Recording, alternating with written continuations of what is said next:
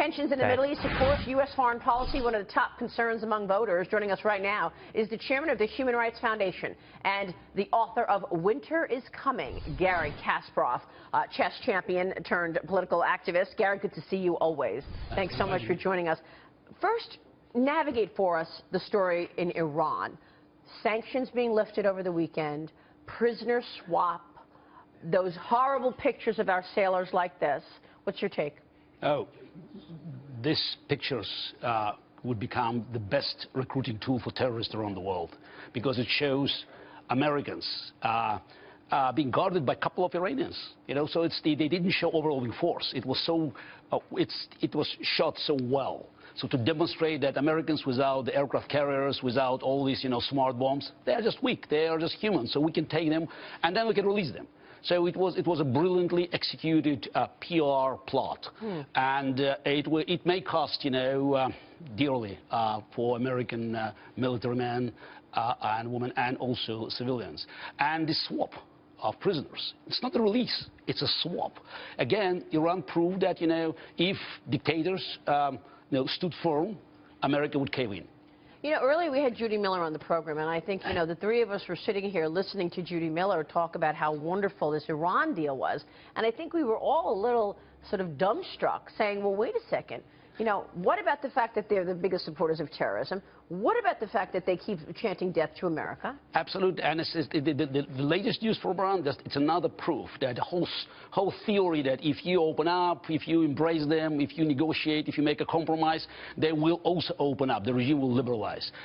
Yesterday, the Iranian hardliners who completely control the electoral process, they disqualified 99% of so-called reformist candidates. Out of 3,000, only 33 were allowed to run.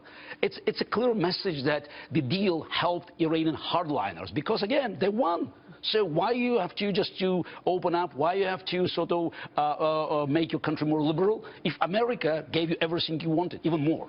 Right. So when you see Senator Kerry over there and talking about all of his success, and then President Obama talking about how great this is for the U.S., it seems to me that the only way to really deal with Iran and win is to come from a point of strength. But right now it seems like we're at the weakest point we've ever been. I mean, how do we recover that? Absolutely. Iran deal is a typical Obama's glory today. It's press conferences, self-congratulations as in the State of the Union, and all the mess, tension and potential catastrophe is left for another president. I think that next president will have, a huge problem to recover, to rebuild the reputation of the United States in the world. And that's why Donald Trump and others in the Republican Party especially are having such great success talking about making America great again, reestablishing us being number one, looking us as leaders so our allies trust us, our foes fear us again. What I find interesting, if you just want to look at politics for a minute, you have guys like Chuck Schumer who voted against the deal but did not use his influence at all to dissuade his fellow Democrats from voting for this Iran deal. At all. So he told, I voted against it. He already counted the votes. He already knew what was happening. Exactly. Absolutely. He didn't use his influence. And I've seen him use his influence to actually shut down the Senate, change votes, strong-arm people. So the people who voted for this, quite frankly, I think they're in danger in re-election. Do you think Schumer's in danger? Listen, Chuck Schumer, you're in New York. Chuck Schumer's always going to do what's best for Chuck Schumer. But he let down Israel, he let down the Jewish Americans, and let down, I think, this country by not using his force, which he uses any time he wants, except this time. Yeah. Interesting. You mentioned that Hillary spoke about Obama highly at the debates. Yeah. And basically she has a choice. Either she runs against her own record as Secretary of State, or she runs against the reality. So she chose the latter. She's trying sort of to exonerate herself from this horrendous Russian reset policy that she implemented, and she's still in a state of denial that America's withdrawal from the region created this vacuum.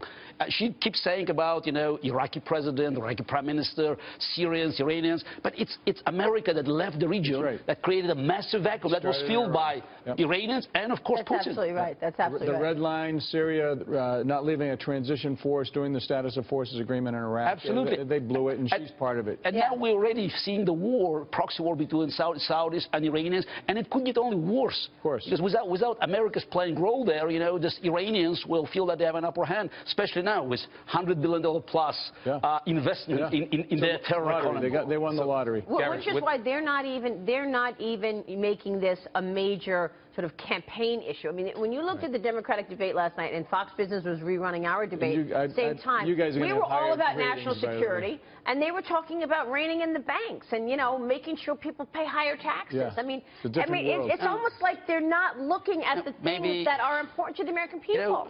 Maybe just we don't understand. Obama has a genius plan to make Iran so rich and powerful that they would not need a nuclear bomb. Yeah. But I'm afraid, they'll become rich and powerful, they'll control the region, and then they'll still pursue, the nukes, and which means that Saudis, Egyptians, Turks, and everybody will go after nukes. You said that earlier when Judy was on here, yes. and what makes you think that they're not going to do it? When have we ever trusted them? I said to her, why would the Supreme Leader all of a sudden change his stripes now and say, oh, we have this $150 billion, let me give it to the people? Why would that happen? And her response was, we just have to see. It's the best deal we can I'm afraid he might give it to the people, to Hamas, Hezbollah. Yes. Those people.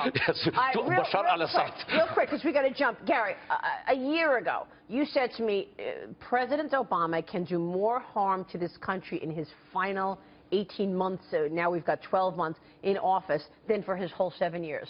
You were right because of what you were talking, then the Iran deal and others.